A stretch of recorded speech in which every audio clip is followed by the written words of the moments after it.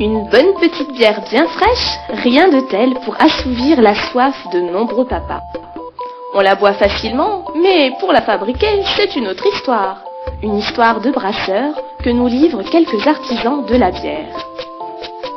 La bière s'habille de couleurs différentes selon sa fabrication, mais pour toutes, 4 matières premières sont essentielles.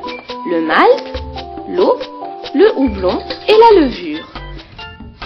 C'est le choix du malt, céréale qui a germé puis séché, qui va définir la bière. Le malt clair, dit malt pils, qui est un malt qui donne une couleur relativement claire à la bière, est utilisé principalement dans la fabrication des bières blondes. Ici, on a du malt qui est du malt dit carapils, légèrement caramélisé. Donc c'est un malt qui va amener de la rondeur et également de la couleur. Donc il va rentrer en lice dans des bières blondes mais qui sont relativement colorées, et également dans des bières, par exemple des bières ambrées. Et le dernier, là c'est du malt chocolat, c'est-à-dire du malt qui a été torréfié comme on aurait fait avec du café. Et avec ce type de malt-là, on va obtenir des bières qui sont des bières entre ambrées et bières noires. Ce qu'il faut savoir, c'est qu'une bière, c'est pas un malt, mais c'est un assemblage de 4 à 5 maltes suivant la recette.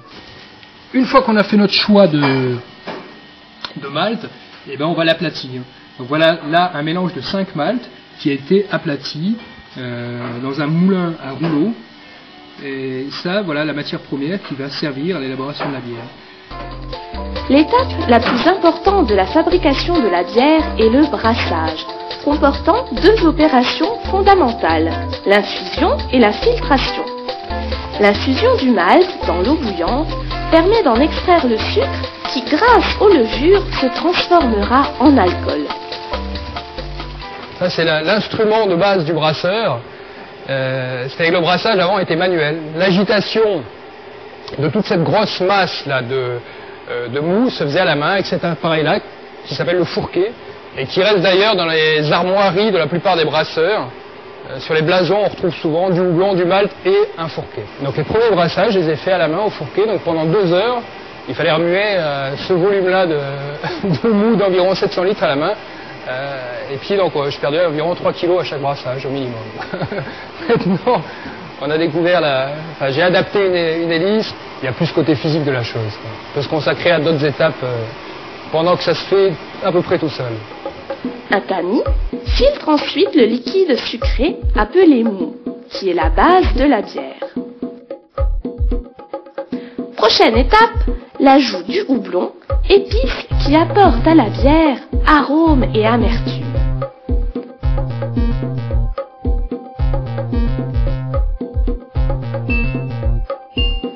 Après avoir été refroidi, le liquide est placé dans des cuves de fermentation. On y ajoute alors la levure qui transforme le sucre en alcool. La bière se repose et fermente pendant quelques jours.